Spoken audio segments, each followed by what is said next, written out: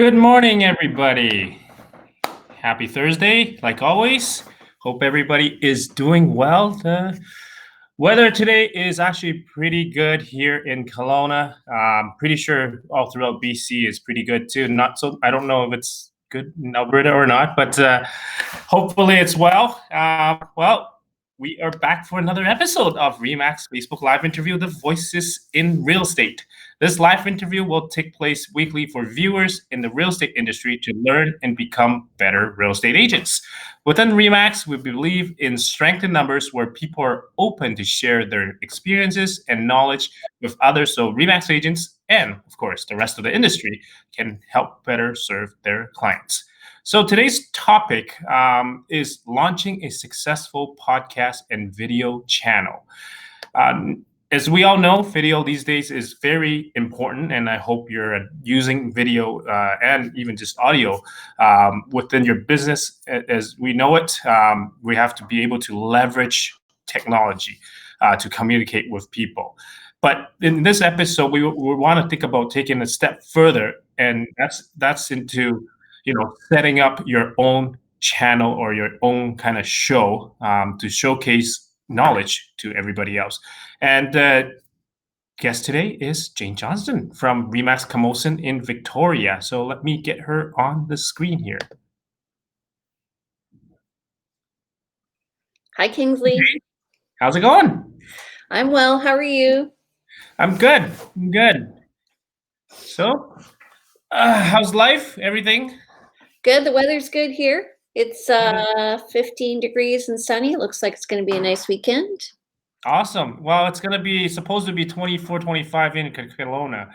So we shouldn't be traveling. I guess I shouldn't be recommending that part of it. But anybody want warm weather with lake and all that stuff, well, you know where to go, kind of. But you didn't hear it from me here. Awesome. So welcome, and thank you for coming on to the show here. And maybe give yourself a little bit of an introduction so people know who Jane is. Okay, so I've been in real estate since 2006. I started my podcast in 2018 in January. I went to a course in, I think, October, and then I just kind of decided, okay, that was it. I was going to do it. The purpose of the podcast is to introduce local entrepreneurs as well as introduce local areas. So I talk to them about what they do and where they live. And really, it's not about real estate. It's about lifestyle and what it's like to live in Victoria. And then it gives them the opportunity to give a shout out about their own business and talk about projects they're in. And we try and make the content kind of evergreen so that people can look at it over and over again.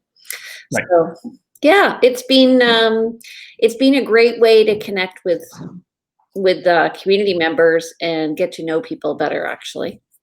Right.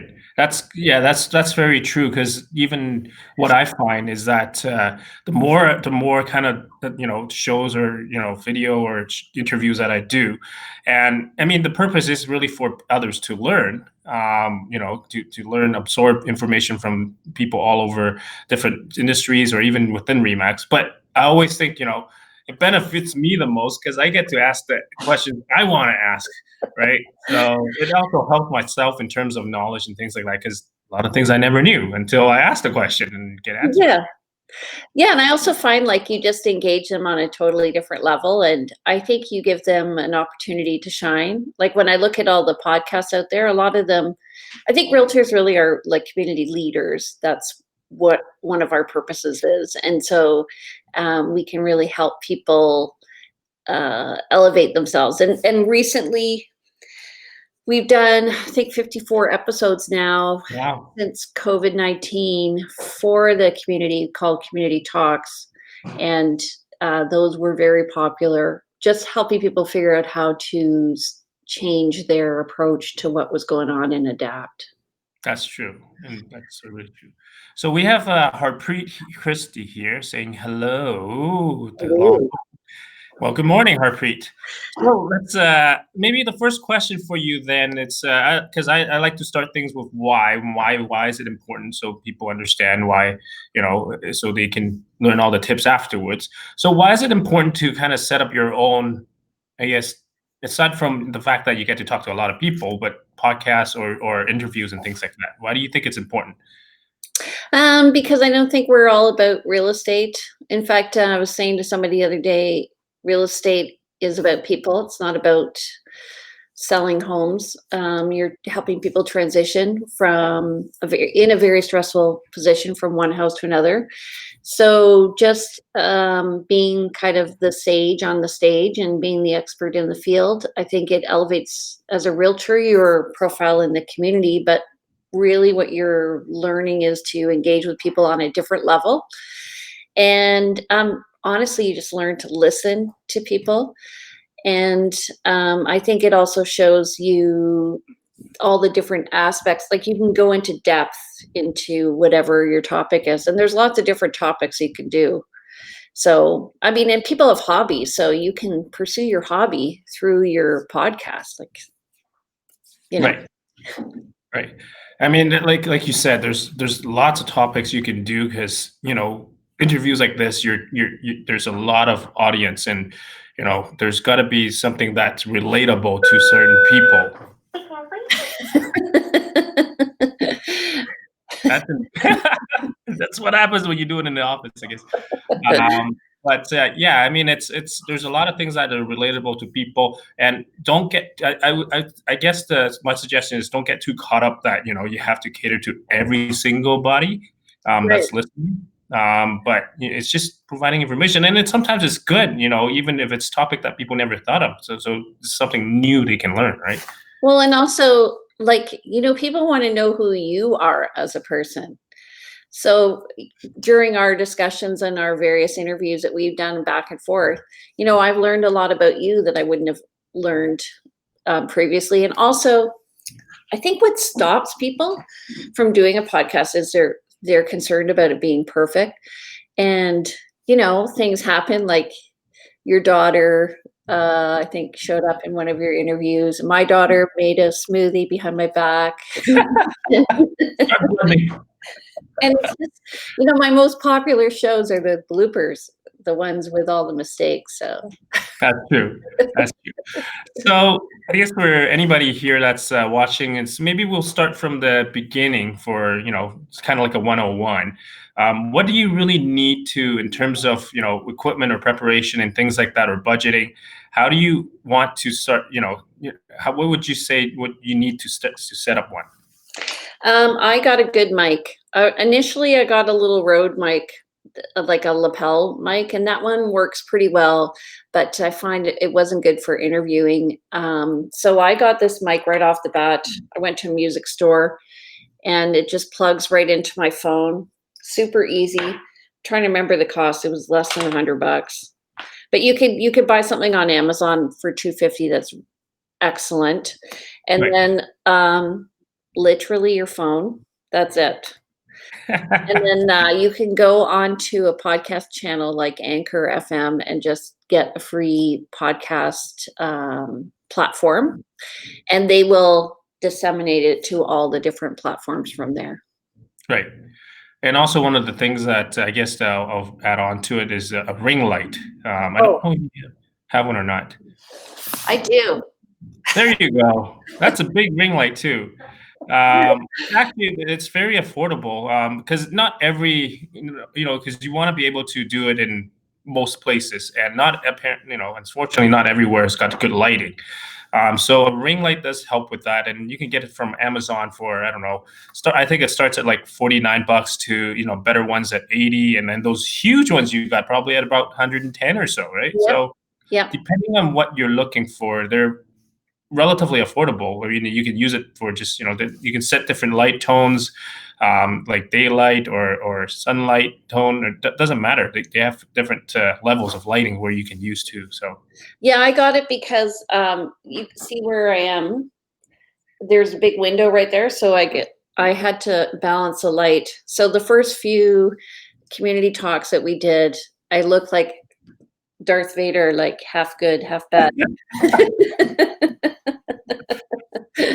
So I I thought, am your worker. yeah.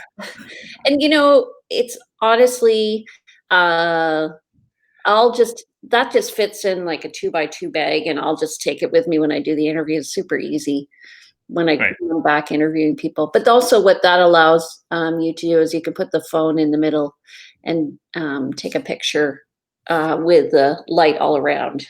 So, Yeah. And now phones nowadays, if you have one of the newer ones, the quality of the video is actually better than most cameras even out there. So yeah, it's awesome. It's it's awesome. all mobile, it's all in your hands. So people really have no excuse not to do any videos these days, right? And so I think one of the biggest challenge with building I guess a channel or a show or anything like that or a podcast is engaging people and to get because the purpose of it is for people to either listen to it or to view it, right? But how do you go about in terms of engaging people and building that kind of viewership or and things like that? Well, I think the first thing is just to realize that a lot of your guests are probably going to be very apprehensive about being on a podcast. It's nerve wracking. And last year, actually, when Wade had me on his, I was all nervous. So, whatever, just go with it, go with the flow. So what we do actually is sometimes we get testimonials from people. We just say, hey, how was the podcast? Was the experience good? And we just tape that, so we use it as a testimonial to ask more people in. The other thing is you can network with coins, center of influence networkers. So those are people who are going to introduce you to other people. And I find after the interview with them, they go, well, let me introduce you to so and so and so. And you get 5 or 6 people. So it's just like referral. And then I offer it as a service to eWomen Network members who are members of a local women's business group here that I used to head up. And it's sort of a benefit of membership. So they're able to plug their business and then tell me about their area. So we've done 100 of those interviews now, Right. maybe 90, I think. Yeah. Our goal is 100 because there's only so many areas in Victoria. And it turns out a lot of people live in Fairfield. So, and the other thing is just put it out there, because I find where you put your energy, you're going to get results. Right. And actually, we got Pam here and Doug saying hello. Hey. Well, good morning to you two. And and I think it's just kind of engagement wise, it takes time, right? I mean, your first show is probably not going to be thousands of people watching, but what I find that the more the consistency matters. The more you do it, and then as it go on, you evolve, you improve on the way you want to promote it, and that's important. You got to somehow promote it ahead of time so people know to block off that period of time to listen to the podcast or anything like that, or the show, and then just be consistent with what you do, right? And so even for myself, what I've done, even the promotional graphic has evolved to third version now. So it's just the little things do add up, and at the end, like I said, the more you do it, the more engagement you have, right? Well, I totally agree. So we use Canva to create what's called our card that goes at the front. And I would say you probably have a bit of a benefit because you have help from people from your office who have helped you with your introduction. It's really good. And and you watch other people's, and you learn from their mistakes, or their successes. And I think I was going to make a point. I can't remember what it was. Oh yeah. So there's 2 ways of doing it. So one is you can do it live, like you're talking about. You do it at Thursdays at 9:30. So we were doing our community talks every day at 4:30. So that means I had to be at home every day at 4:30. And now that the market's getting busier, we're not doing it until we're going to regroup in September and see what's going on, because everyone's just getting busy. And then the other way we did it was we would just group people and do multiple interviews during downtime. So like in November, when the market's not so fast, I would interview maybe 8 or 9 people. So then I Right. would have 8 or 9 weeks set out, but we always released it on the same day every week. So the Uh, consistency was the release date. right. Yeah. And on a podcast, it's different because that's just going to sit there. There aren't people who are actively, I think, looking for your podcast, but for the YouTube videos and stuff like that, we were very consistent. And I would say that's the key to being good at anything, is just be consistent. That's right. That's right. So where do you house the content then? So we do it everywhere. Maybe that's a mistake. I know some people do it. Oh, and I was going to say what we do is we also do a teaser. So I always tell people there's 4 parts. There's the first 15 minutes, the second 15 minutes, the 1-minute intro, and then the selfie. And I say, okay, just remember we have 4 things. And if I haven't left by the time we've done 4, remind me. So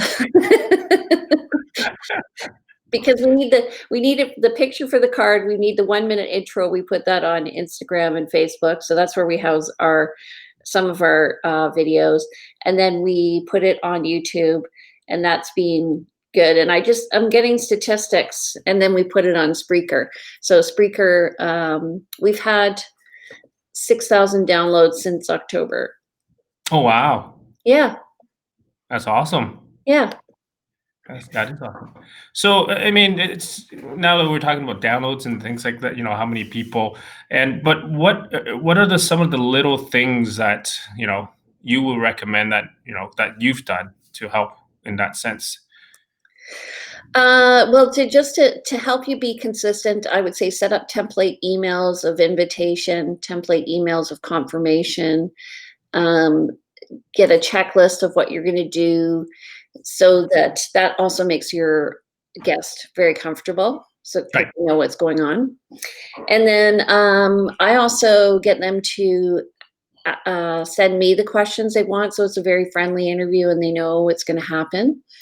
And then I find sometimes, like, some people are a bit they're so nervous that they can't answer, so Right. you have to warm them up a bit. So I learned on this platform, we use StreamYard. You're using BeLive. They're very Yes. similar. But to meet with them about 10 or 15 minutes ahead of time and just have a conversation. So by the time you get online, they're like, all the nervousness is gone. So, and I think just really listen to what they're saying and respond, as opposed to always sticking directly to the script. You want to go with a script to make them comfortable, but you also want it to be natural. Right.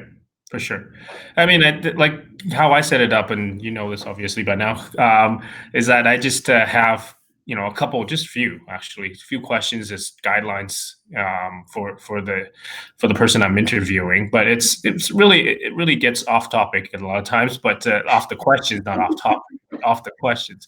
But it's just a matter of just giving that comfort for the person, like mentally, to prepare. Okay, Yeah. these might come, and they have to find answers really easy, right? And just the little things like that, and the trial run, and the couple minutes before starting the show, because at the end of the day, you want whoever you're interviewing to be natural, who they are, right? Because when you're nervous, things come up wrong.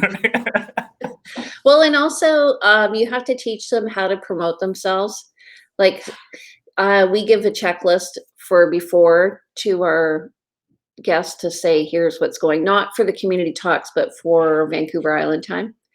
And so we say, put it on your Instagram. Here are the tags. And then we ask them for their tags and we tag them. And then afterwards, we send them a copy of the YouTube so they have that and they can embed it into their website. So we're trying to really just provide them with an overall great experience so that they'll be happy with it. Yeah. Yeah, the experience is very important, and the hand-holding part of it. Because once you interview, the more people interview, there's gonna be different levels of people that, some of them are professionals, and then there are ones that have never done an interview. But you have to have, like you mentioned, some sort of template to kinda guide people for those that haven't been on interviews like this, for example, to guide them through, so they can prepare, right? And the people that, a lot of times that we interview, they're good at what they do, but it doesn't translate to being able to share that on a live video. So That's so true. And also, I think you just always think, how can you make it good for them? The focus is really them, it's not you. And these things will come as you do it. And for being a host, I'm just going to say, you're going to relax the more you do it. You're going to get more comfortable. You're not going to worry about the mistakes. You're going to laugh about the mistakes rather than get horrified. And just think about how you're serving your community. I think that's the key. I've been going through my basement and looking at all my junk for the past 20 years. And the one word that keeps coming back is community. And I think we really, as realtors, we really are community leaders. that's right. I completely agree with that. And actually, there was a episode at the beginning. One of the episodes at the beginning, we talk about that too with one of our Remax agent. So no, and I think it's very important we get out there, because it's, at the end of the day, our business is all about relationships, right? And it's not just about the house; it's about relationship, and that's the key. And being a community leader is there's so much value, not just for yourself, but for the community itself too. So it's it's the effort you put out there and to help people, basically. That's Yeah. And like in terms of topics and stuff, Jeff McClellan does one on food. I think don't focus on real estate, focus on something of interest. You could do sports, you could do community events, you could do interior decorating if you want. I would love to do one on food, but I've just gained too much weight. Maybe I should get Jeff and you and come back on here and talk about food for one. Completely off topic, non-real estate related. Well, that's the thing is that, I think if you're it's like when you go to a party and someone talks about themselves all the time, it's so boring. So you really want to find out. The secret is to find out about other people. That's right. That's true. So we're coming towards the end of this episode here, and I always ask this one last question: is the Remax Hustle tip by Jane. And so it's anything that's unique. It doesn't have to be on this topic. It's anything that's unique that you feel that you want to share with people here. Okay, so first of all, I haven't been looking at the board, so I see Pam and Doug were here. So hi, guys. And Herpete, hi, thanks for joining us. Okay, so my tip is seek opportunities to help others and give for a share always. Awesome. Remember that. I'll ask Pam and Herpete and Doug next time. All right. Thank you very much for being on the show, and I guess have a wonderful rest of your week. And I guess I'll see you when conferences and things like that resume at some point. Yeah. Well, I just want to say I appreciate you doing this, and I think you guys have really done a great job at Remax of Western Canada. So thank you for your leadership. I appreciate it. Thank you. All right. See you later.